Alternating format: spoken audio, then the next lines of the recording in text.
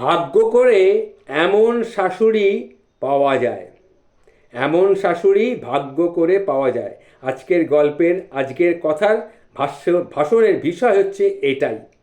চার ভাই মাকে পালা করে রাখে, এক একজনের বাড়ি 3 মাস করে। বাবার মৃত্যুর পর এমনই চুক্তি করে নিয়েছে তারা। তারা নিজের পেটের ছেলেকেও তাই এখন অচেনা লাগে। ছোট ছেলে বাদল পলতা বাদামতলায় একটি রাষ্ট্রায়ত্ত ব্যাংকে চাকরি করে, দোতলা বাড়ি করেছে রাইফেল রেঞ্জ রোডে। এক ছেলে নিয়ে তার সুখের সংসার। মাসের 1 তারিখে সুরবালা দেবী উঠলেন রাইফেল রেঞ্জ রোডের দোতলার বাড়িতে, সুরম্য বাড়িতে। সেখানে এসে তিনি উঠলেন। তারপরে কি হলো? সেই প্রথম তিনি এলেন এ বাড়িতে। গতকালই সেজ ছেলের বাড়িতে থাকার মেয়াদ তার শেষ হয়েছে। তারা ট্রেনে তুলে দিয়েছে ইছাপুর স্টেশনে নামতে, তারপর ঠিকানা ধরে যেতে বলে দিয়েছে। সুরবালা দেবী ফোন করিয়ে এসেছিলেন, ট্রেনে উঠেই রিং করেছিলেন। স্টেশনে নেমে ঠিকানা ধরে টোটো নিয়ে সেই দরজায় এসে উপস্থিত হয়ে দাঁড়ালেন। সেখানে দাঁড়িয়ে তিনি কী দেখলেন? দেখলেন তালা ঝোলানো। ছেলেকে দুবার ফোন করে জানতে পারলেন বৌমা ছেলে নিয়ে ব্যারাকপুরে গাঁজাগুলিতে গেছে টিউশন পড়াতে, ফিরতে একটু দেরি হবে। সেও এখন ব্যাংক থেকে বেরোতে পারবে না, ফিরতে ফিরতে রাত 9টা। একটু ওয়েট করতে বলল। ঘণ্টাখানেক পরে দেবযানী ছেলেকে নিয়ে বকতে বকতে ফিরে ঘেমে নিয়ে এলো। তালা খোলার ধরন দেখে মনে হলো আবার কোথাও এক্ষুনি বেরোবে। মারাত্মক ব্যস্ত। সত্যি সত্যি বৌমা ছেলে নিয়ে আবার 10 মিনিটের মধ্যেই বেরিয়েও গেল। যাবার আগে সুরবালা দেবীর ঘর, টেবিলে ঢাকা দেওয়া খাবার, টিভির রিমোট হাতে ধরিয়ে দিয়ে গেল। ভালো করে মাথাটা পর্যন্ত আঁচড়াতে পারল না। ছেলেকে টানতে টানতে ছিটকে পড়ল রাস্তায়, যেন আর 1 মিনিট দেরি হলেই পৃথিবীটা উল্টো দিকে ঘুরতে শুরু করবে। সূর্য নিভে যাবে। ছেলের না জানি আবার কোথায় টিউশন আছে, আবার সে নাকি ব্যারাকপুরে যাচ্ছে। মা ছেলে নিয়ে বেরিয়ে গেলে মা বেরিয়ে গেল। সুরবালাদি ফাঁকা বাড়িতে ঘুরে ঘুরে দেখলেন চারিদিক এলোমেলো লণ্ডভণ্ড। স্টেশনে যেন যাযাবরের সংসার। এখানে যেখানে সেখানে পলিথিনের প্যাকেট ঝোলানো। রান্নাঘরের মশলাগুলো কৌটোতে ভরার সময় পর্যন্ত তারা পায়নি। সব পাউচগুলো খোলা। বেসিনের ওপরে হলুদ গুঁড়ো গুলে গুলে জলে সমস্ত একাকার হয়ে আছে। সুরবালা দেবী ঘণ্টা 2 চেষ্টা করে সমস্ত বাড়িটা ভালো করে ঝাড় দিয়ে ধুয়ে মুছে গুছিয়ে পরিপাটি করলেন। কতদিনের না গোছানো বিছানা সুন্দর করে ঝেড়ে টান টান করে পাতলেন। রান্নাঘরটা সাজিয়ে দিলেন বেশ দেখার মতো করে। ঘণ্টা 2 পরে দেবযানী ছেলেকে নিয়ে ফিরে এলো। ডাইনিংটা ভালো করে চোখ বুলিয়ে সোফাতেই চিত হয়ে শুয়ে একটা দীর্ঘশ্বাস ছাড়ল চোখ বুজে। এমন সময় সুরবালা দেবী 1 গ্লাস ঠান্ডা জল আর গামছা এনে বৌমার হাতে দিল। আদর করে বললেন, তোর তো মরার সময় নেই দেখছি, চুলের কি হাল করেছিস? চোখ মুখ ধুয়ে আয়, চুল বেঁধে দেব। দেবযানীর সত্যিই 1 গ্লাস জল খুব দরকার ছিল। এ বাড়িতে এমন কেউ নেই যে তাকে 1 গ্লাস জল এগিয়ে দেবে। সত্যি, আর চুল বাঁধার সময় সে পায়নি। কোনো মতে একটা ক্লিপ গুজেই সে বেরিয়ে গেছিল। শাশুড়ি যে আসবে এটা তার জানাই ছিল, এ প্রস্তাবটাও তারই ছিল। যাই হোক, শাশুড়িকে 3 মাস সহ্য করতে হবে এটাও সে মন থেকে মেনে নিয়েছিল। শাশুড়ি হাতের কাছে জল নিয়ে দাঁড়িয়ে আছে দেখে সে কিন্তু রাগল না, বরং জল খেয়ে খুব তৃপ্তি পেল। সারা দিনের গুমোট একটা যে ভাবনা, হঠাৎ ব্যাকপশলা বৃষ্টি ধুয়ে মুছে সব সাফ হয়ে গেল। তারপরে কি হলো না, তারপরে সে উঠে গিয়ে বাথরুম থেকে ফ্রেশ হয়ে আসতেই শাশুড়িকে দেখলো চিরুনি হাতে নিয়ে বসে আছে। সে কোনো কথা না বলে শাশুড়ির পাশে গিয়ে বসলো। চুল বাঁধা শেষ করার আগেই হঠাৎ শাশুড়ি বলল, কিরে মাকাল ফলটার সঙ্গে চুলোচুলি করছিস? ওরে, আমরাও জানতাম তোর ছেলেও ও করবে, ওতে মন খারাপের কি আছে রে? কিচ্ছু মন খারাপ করিস না।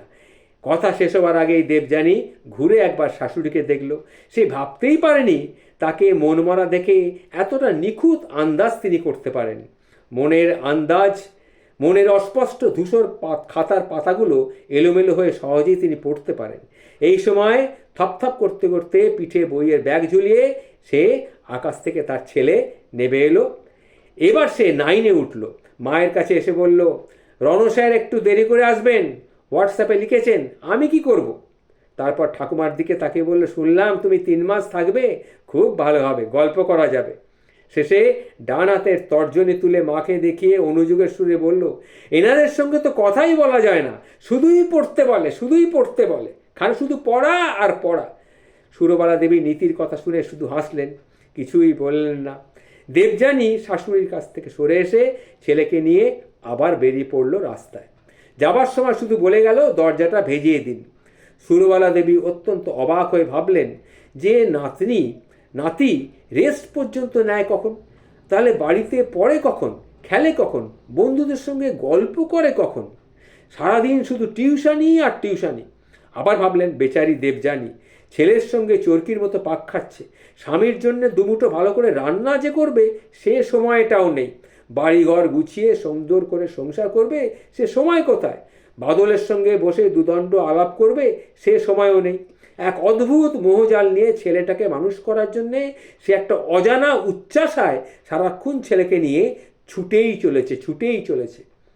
এরপর দিন 15 পরে শপিং করে দুপুরের আগে বাড়ি ফিরে দেবযানী দেখল সদর দরজায় তালা। সঙ্গের চাবি দিয়ে দরজাটা খুলল, ভেতরে ঢুকে দেখল সে তার ছেলে বা শাশুড়িকে না দেখে উদ্বিগ্ন হলো, স্বামীকে ফোন করলো। সব শুনে তার স্বামী বলল, উঠতে উঠতে তার স্বামী বাড়ি ফিরে এলো। ব্যাংকে বসেই মাকে দুবার সে ফোন করে দেখেছে, স্যার সুইচ অফ। এর মধ্যেই অন্তত ঘন্টা 3 কেটে গেছে। বাদল যখন থানায় গিয়ে ফোন করবে বলে মনস্থির করছে, তখনই মায়ের ফোনটা এলো। ফোনের ওপার থেকে নিরুদ্বিগ্ন কণ্ঠে সুরবালা দেবী বললেন, ওরে শোন, চিন্তা করিস না, আমি আমার নাতিকে নিয়ে, আর নাতি আমার সঙ্গেই আছে। আমরা ব্যারাকপুরের রিভার সাইড ব্যান্ড দিয়ে হাঁটছি, রণ স্যারের কাছে পড়িয়ে নিয়ে তবে ফিরব। বৌমাকে বলে দে। ঠিক আছে, তোমাকে আর বলতে হবে না, দেবযানীকে ফোনটা দে। দেবযানী ফোনটা হাতে নিয়ে হ্যালো বলার সঙ্গে সঙ্গে ওপার থেকে ভেসে এলো শাশুড়ির হাসি মেঠানো কণ্ঠস্বর। তোর ওপর আমার অনেক রাগ আছে দেবযানী, আজ প্রায় 15 দিন হয়ে গেল তোদের বাড়ি এসেছি, একদিনও দেখিনি যে বাদলের সঙ্গে বসে তুই গল্প করছিস, হেসে ওর গায়ে গড়িয়ে পড়ছিস। ব্যাপারটা কি বলতো, ডিভোর্স করবি নাকি? শাশুড়ির এইরকম কথা শুনে দেবযানী খুব একটা চমকালো না, কিন্তু অবাক হলো। সে দ্রুত উপরে উঠে এসে নিজের ঘরের বিছানায় শুয়ে বলল, দেখছেন না ছেলের 9টা টিউশন, সকাল বিকেল রাত কোনো বিরাম নেই, কথা বলার সময় আছে আমার? আপনার ছেলেও কেমন হয়ে গেছে, ওরে 40-এর ওপর ছেলেরা একটু তেড়া বেঁকা হয়েই যায়, তুই তো ওর থেকে তো 13 বছরের ছোট, তোর মধ্যে তো একটু রোমান্স থাকবে।